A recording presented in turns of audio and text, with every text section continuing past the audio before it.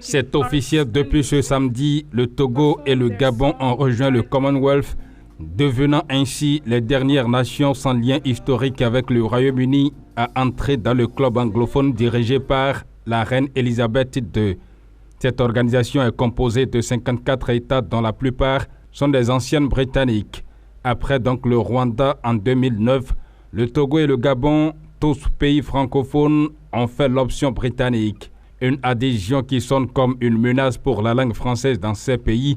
Selon le ministre togolais des Affaires étrangères, cette adhésion au Commonwealth et ses 2,5 milliards de consommateurs offraient de nouvelles opportunités économiques et éducatives et suscitait un engouement pour l'anglais parmi ses compatriotes.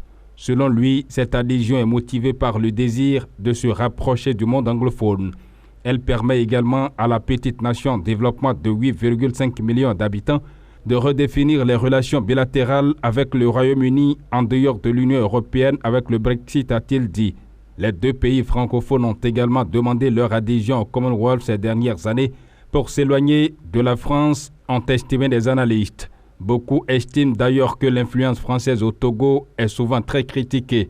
C'est donc un coup dur pour la France qui, ces dernières années, perd de plus en plus d'influence en Afrique selon eux. Cette mauvaise nouvelle pour Paris intervient dans un contexte où le Mali a déjà démystifié tous les actes de la France en Afrique en allant plus loin pour rompre beaucoup d'accords qui liaient ces deux pays. Pour le président gabonais dont le pays vient de faire le même pas, il s'agit de nouvelles pages de l'histoire qui s'écrit en Afrique.